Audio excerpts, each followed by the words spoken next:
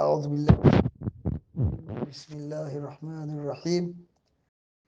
إن الحمد لله وبه نستعين والصلاة والسلام على من لا نبي بعده محمد صلى الله عليه وعلى آله وصحبه أجمعين.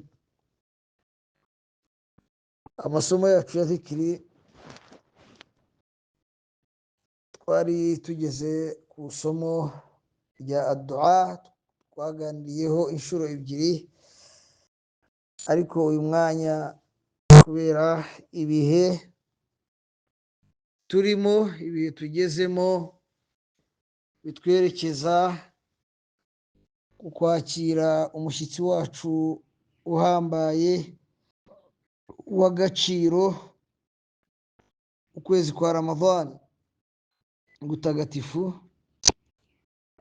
Kubw'impuhwe za Allah subhanahu wa ta'ala n'imbabazi ze, turagerageza kwibukiranya ku myiteguro ikwiye, kwitegura bihagije ku kwakira uwo mushyitsi, twubahiriza itegeko ritagatifu rya Allah subhanahu wa ta'ala atubwira muri Qur'an ntagatifu agira ati: ya ayyuhalladhina amanu kutiba alaykumus siyamu kama kutiba alal ladhina min qablikum la'allakum tattaqun. صدق الله العظيم. الصوم في الإسلام نوع من العبادات المهمة، وأصل الصوم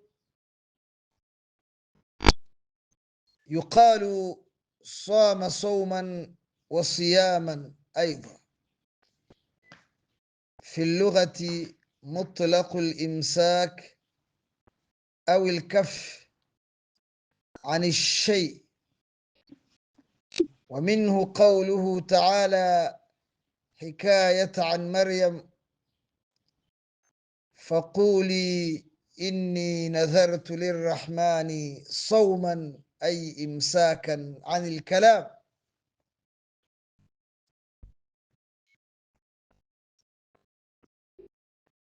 umushyitsi wacu w'ukwezi kwa Ramadhan ni ukwezi gutagatifu,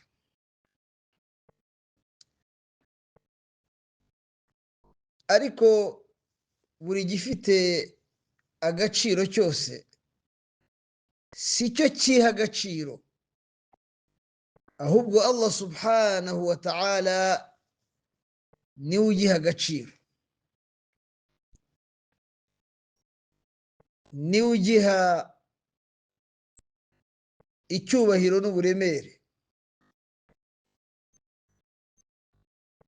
ukwezi kwa Ramadhan ni ukwezi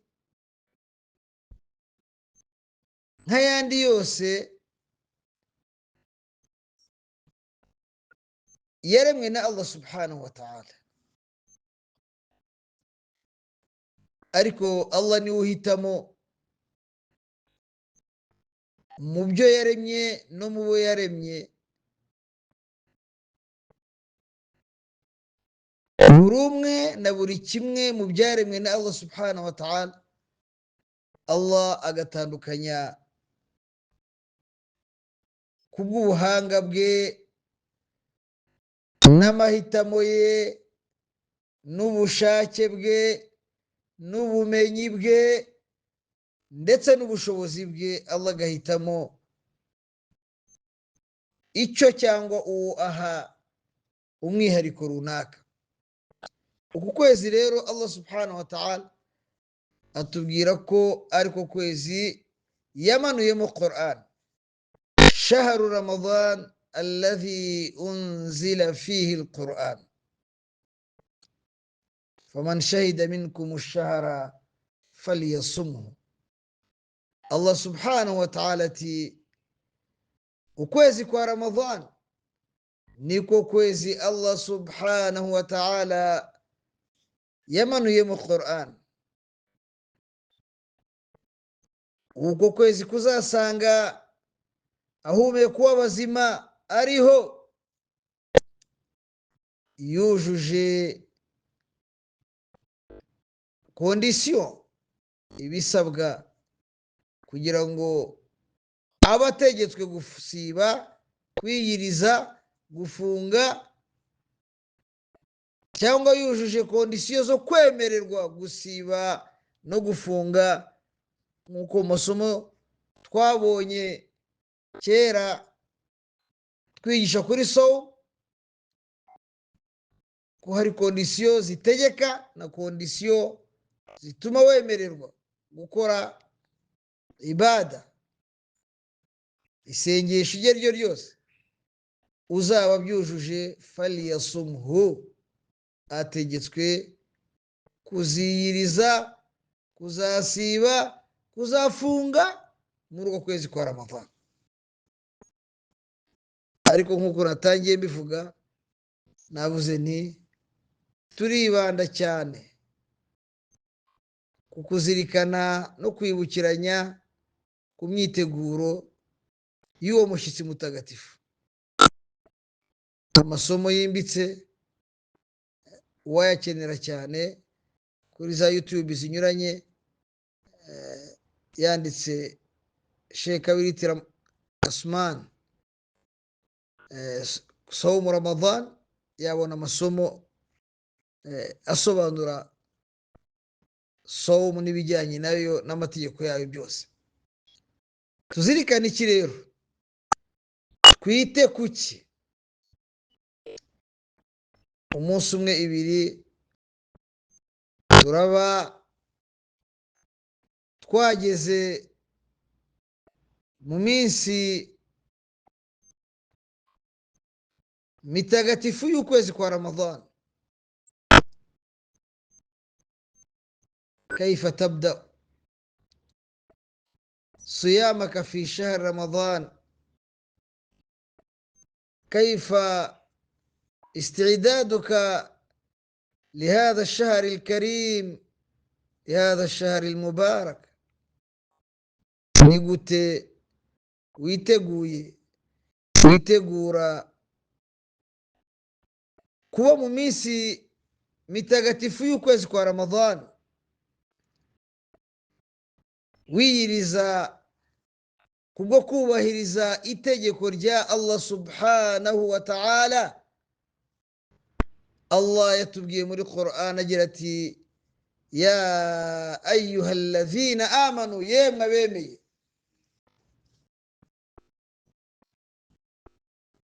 kutiba alaykumus siyam, mwandikiwe, mwategetswe. Icyanditswe bisobanura icyategetswe. Mwategetswe as-siyam kama kutiba ala alladhina min qablikum, nk'uko byategetswe abababanjirije, ni abababanjirije kubaho no gutura kuri iyi si batakiriho. Icyo bisobanuye Allah subhanahu wa ta'ala ati la'allakum tattaqun, hari ubwo byabaha gutinya no kubaha Allah subhanahu wa ta'ala.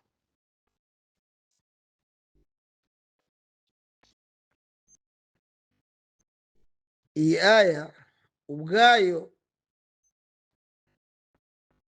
iragutungira agatoki, ikwereka igikwiye kukuranga, icyo ukwiye kwitaho, icyo ukwiye kuzirikana wakira uyu mushyitsi w'ukwezi kwa Ramadhan,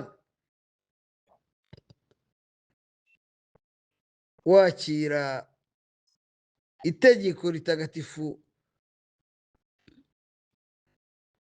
uzabana naryo mu minsi ya Ramadhan. Allah yatangiye agira ati ya ayyuha alladhina amanu, yemwe abemera. Ubwabyo iyi ni ishara, ni ukugutungira agatoki. Icyo ukwiye kwitaho kari imani yawe. Ya ayyuha alladhina amanu, yemwe abemera. Kwemera kwanjye no kwemera kwawe mu Islam niyo nkingi mwamba, niyo nkingi nkuru, niyo nkingi ya mbere ukwiye gusuzuma wibaza uti mu bahamagawe na Allah subhanahu wa ta'ala ndimo?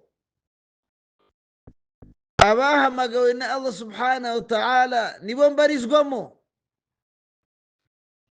Abahamagawe na Allah subhanahu wa ta'ala nibo tsinda ryanjye. Alladhina amanu, bamwe bemeye. Kwemera abayisilamu, kwemera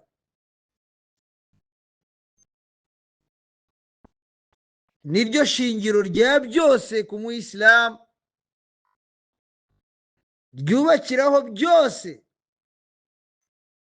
byiza azakora abitura umuremyi we, abitura umubeshejeho, abitura uwazasozerezaho, abitura umufite mu biganza bye, abitura rugira umugize.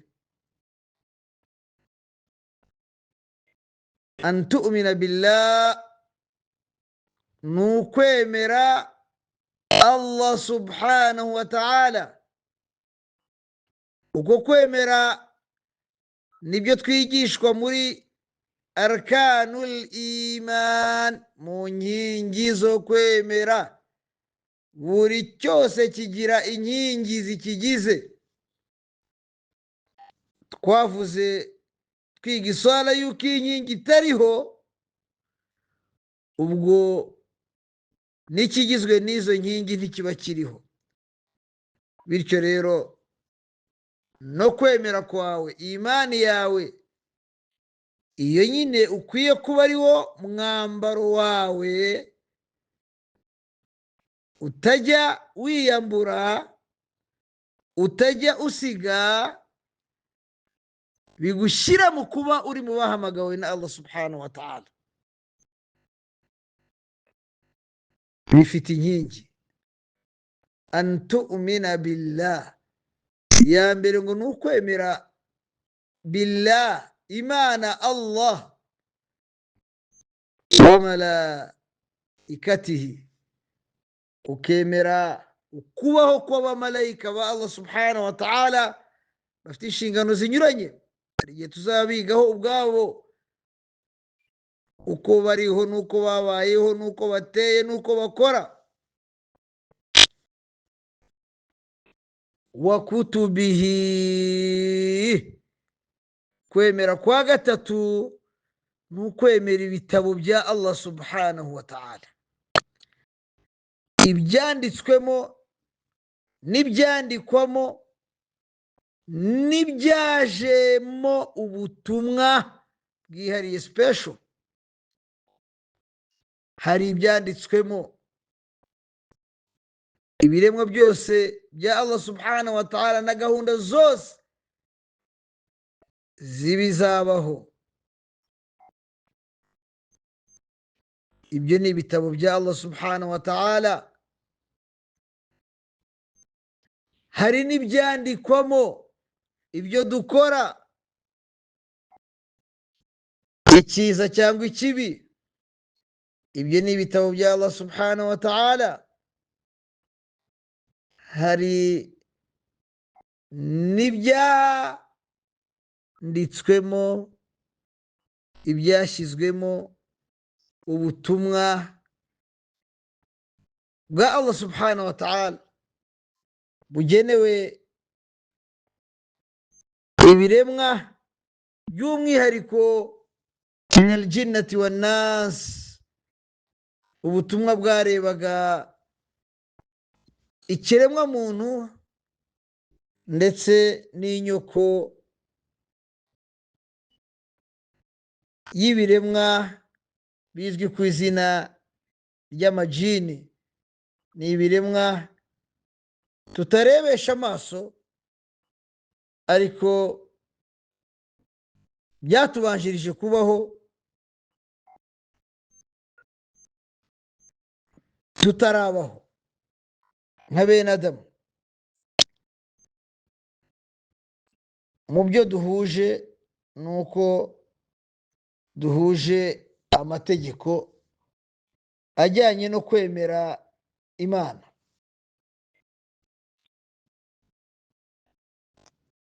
Abo ni abamarayika, ibyo ni ibitabo. Wa rusulihi, no kwemera intumwa. Aha hari abantu benshi batajya bazirikana ngo bibuke yuko ibitabo byabayeho intumwa zitarabaho, ahubwo intumwa zashyikirijwe ibitabo byateguwe na Allah subhanahu wa ta'ala kugira ngo biyobore abantu. Niyo mpamvu aya ibanza ibitabo mbere yuko ikurikizaho intumwa. Iyo ni inkingi ya kane mu nkingi zo kwemera. Kwemera ukubaho kw'intumwa z'Imana. Wemeye Imana, kwemera ko habayeho abamarayika banariho, kwemera ko habayeho ibitabo by'Imana, ariko ugahakana uvuga ngo nta muntu Imana yigeze idutumaho, uba utakaje inkingi yo kwemera. Bityo kwemeraho nako kwemera ko habayeho intumwa z'Imana guhera kuri Adamu alayhi salam, yabwiraga abana be ubutumwa yahawe na Allah subhanahu wa ta'ala, gusoreza ku ntumwa Muhammadin sallallahu alaihi wasallam. Amana ar-rasulu bima unzila ilayhi min rabbih wal mu'minun. Intumwa Muhammad sallallahu alaihi wasallam irimo kubigisha ikabaha ubutumwa. Amana ar-rasulu bima unzila ilayhi, niwe wa mbere wabanje kuba umwemera bima unzila ilayhi, kubyo yamanuriwe, yahishuriwe.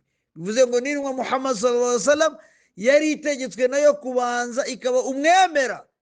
Wemera nde? Wemera iki? Wemera ma unzila ilayhi, uguhishurirwa kwe n'ubutumwa yahawe. Niwe wa mbere, niwe mwemera wa Mana wa mbere, niwe mwemera wa mbere. Inde? Nabi Muhammadin sallallahu alaihi wasallam, intumwa Muhammadin sallallahu alaihi wasallam. Ibi byose dutegekwa kwemera, niwe wa mbere wabyemeye. Amana ar-rasul bima unzila ilayhi min rabbih wal mu'minun, ngo n'abemera Mana, abamuyobotse kugeza ku munsi w'imperuka, ngabo abemeye n'abemera ba mbere.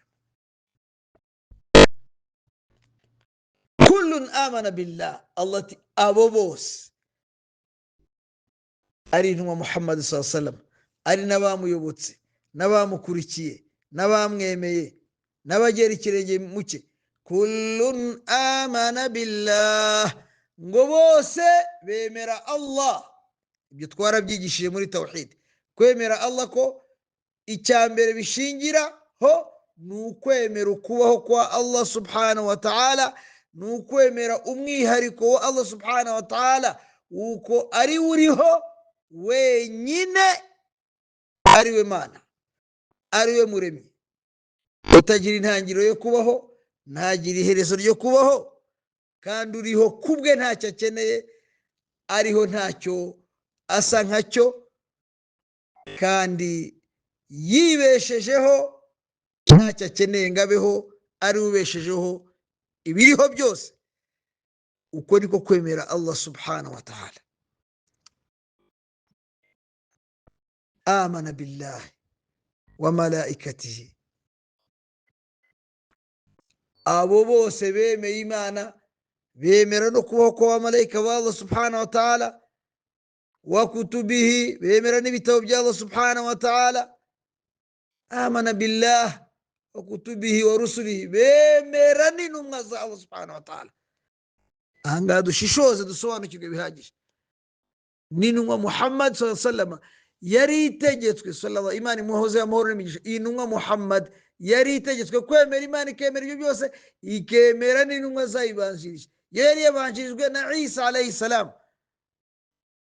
bagenzi bacu abavandimwe bita Yesu, w'amazina ari menshi murabizi, Jesus, n'intumwa Muhammad sallallahu alaihi wasallam niyo ya mbere yahamije yemera ubutumwa bwa Yesu Isa alayhi salam. n'abagera ikirenge mu cy'intumwa Muhammad sallallahu alaihi wasallam bemera intumwa zose bahereye ku yabanjirije intumwa Muhammad sallallahu alaihi wasallam, ukagenda ba Musa, ba Aburahamu, intumwa zose muzi neza yuko abayisilamu nta n'umwe bihakana mu ntumwa za Allah subhanahu wa ta'ala. aha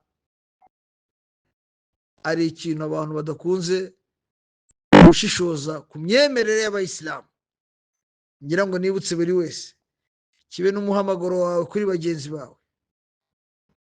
nta na rimwe birabaho mu mateka, ntuzigera ugira n'aho ubyumva n'aho ubisoma ko hari umuyisilamu wigeze ucikwa na rimwe ngo abe yavuga nabi cyangwa yanenga cyangwa yanyenga cyangwa yatesha agaciro intumwa iyo ari yo yose mu ntumwa z'Imana. iryo kosa ntuzigera uribona ku muyisilamu, ku witwa umuyisilamu, ntiribaho. tujya tubona abandi bashaka kubitinyuka, ariko uwitwa umuyisilamu nta cyamurakaza, nta n'icyamubabaza, nta n'ikibazo cyamubaho cyatuma acikwa na gato ngo avuge nabi cyangwa atesha agaciro intumwa iyo ari yo yose mu ntumwa z'Imana. nta mwanditsi w'umuyisilamu urabaho, nta musizi urabaho, nta mupolitisiye urabaho, yewe menye nta n'umusazi urabaho kuva isi yaremwa witwa umuyisilamu warumva yacikwa ngo abe yavuga nabi Musa kubera yuko ari intumwa yahawe igitabo cyemera abayahudi, cyangwa ngo abe yacikwa wumva avuze nabi Isa, Yesu, kuko ariwe wahawe igitabo cy'ivanjiri cyemerwa n'imbaga nyinshi yitwa abakristo. mu mateka ntawe uzabibona habayeho umuyisilamu wacikwa ngo abe yabavuga atabahaye icyubahiro, atabahaye agaciro. ibi ni umwihariko utangaje unahambaye w'abayisilamu n'ubuyisilamu, kuko ishingiro ry'abemeramana b'abayisilamu ni ukwemera Imana, bakemera intumwa zose nta n'umwe bavanguye. hagize umuyisilamu ucikwa akaba yatesha agaciro Yesu Isa alayhi salam, uba utakiri umuyisilamu. ucishwa ugatesha agaciro Musa alayhi salam, uba utakiri umuyisilamu. nta impamvu n'imwe yabaho yatuma ukina na filime cyangwa teyatere cyangwa bimwe bita ngo nibyenda gusetsa, bimwe abantu basetsa abandi, ngo ukinisha icyubahiro n'agaciro k'izo ntumwa z'Imana. ibyo ni ishema n'agaciro kawe yewe muyisilamu, kuba Allah yaraguhaye kado, impano y'iyo myemerere ifite urwo rwego rw'agaciro n'icyubahiro. Allah ati la nufarriqu bayna ahadin min rusuli, intumwa Muhammad sallallahu alaihi wasallam n'abamuyobotse n'abemeramana, n'abemeramana bakemera abamarayika, bakemera ibitabo, bakemera intumwa z'Imana, bagira bati la nufarriqu, nta n'umwe muri izo ntumwa dutandukanye n'undi, bose twemera ko ari intumwa z'Imana bazanye ubutumwa bw'Imana, bose ni n'abavandimwe. La nufarriqu bayna ahadin min rusuli, nta n'umwe muri bo dutandukanye n'undi mu ntumwa za Allah subhanahu wa ta'ala. Iyo niyo myemerere y'abayisilamu, uko niko kwemera kw'abayisilamu. Ikindi nibutsa, izo ntumwa zose iyo zivuzwe twe tuzisabira amahoro n'imigisha. Dusaba nde? Allah. Dusaba Imana ngo izisakazeho, izihundagazeho amahoro ahoraho n'imigisha kugeza ku ntumwa Muhammadin sallallahu alaihi wasallam. Nta muyisilamu wakuva wabuze Yesu navuga ngo agire no mu mutima we akandi kantu kasaba, ahubwo uravuga ngo alayhi salam, alayhi, ahorane, ahoreho assalamu, n'amahoro n'imigisha. Musa ni gutyo, n'izindi ntumwa zose. Twavuga intumwa Muhammad tukavuga tuti sallallahu alaihi wasallam, Imana imuhozeho amahoro n'imigisha. Uko niko kwemera nyakuri, nta n'umwe muri bo dutandukanya n'undi. Waqalu sami'na wa ata'na ghufranaka rabbana wa ilayka al-masir, twe twongeraho tugira tuti nk'abemeramana n'intumwa Muhammad ngo waqalu sami'na, twe turibwira ngo twumvishe, wa ata'na twumviye, ghufranaka, imbabazi zawe Imana, impuhwe zawe turagusaba imbabazi, wa ilayka al-masir, kandi Imana iwawe niho herezo. Murumva iyo n'indi nkingi ariyo iman bil yawmil akhir, kwemera umunsi w'imperuka. Iyo ni inkingi ikomeye y'ukwemera kwacu. Tukongeraho inkingi ya gatanu, kuko iyo ari iya gatanu yo kwemera umunsi w'imperuka, kwemera igeno rya Allah subhanahu wa ta'ala, kwemera ko ibiriho byose n'ibibaho byose n'ibizabaho byose n'ibyabayeho byose nta na kimwe cyabayeho aricyo kigeneye ukubaho. Byose biriho, byabayeho, bibaho, bizabaho ku bw'igeno rya Allah subhanahu wa ta'ala. Bityo rero mu kugaruka kuri somu yacu, abo bameze batyo, bemera batyo, biringira gutyo, nibo Allah hamagaye ati ya ayyuhalladhina amanu, yemwe abemeye. Reba niba urimo, niwisangamo, utega amatwi, uzirikanye ninde uguhamagaye, aguhaye akahe gaciro n'ikihe cyubahiro, ubwo kwise umwemera, bityo wakira itegeko ryuje ubutagatifu. Agira ati kutiba alaykum siyam, mutegetswe gusiba no gufunga, kama kutiba ala alladhina min qablikum, nk'uko byategetswe ababanjirije. Ibi ni ukudutungira agatoki ku gaciro k'iri tegeko twategetswe nk'abemeramana, kubera akamaro ko kwiyiriza muri Ramadhan, kw'iri tegeko ryo muri shahri Ramadhan, rwo mu kwezi kwa Ramadhan ryo gusiba, kubera akamaro bifitiye wowe n'ababayeho mbere yawe bose. Allah yabahaye iri tegeko kubera icyo ryari ribamariye. Allah ati la'allakum tattaqun, umusozo, iherezo ryiza, umudari uruta undi yose uzahabwa n'ubahiriza iryo tegeko ni taqwa Allah. Taqwa Allah tubyita ngo ni ukubaha Allah subhanahu wa ta'ala, ni ukwibomarika no kwigengesera kwa Allah subhanahu wa ta'ala. Byo bizamarira iki?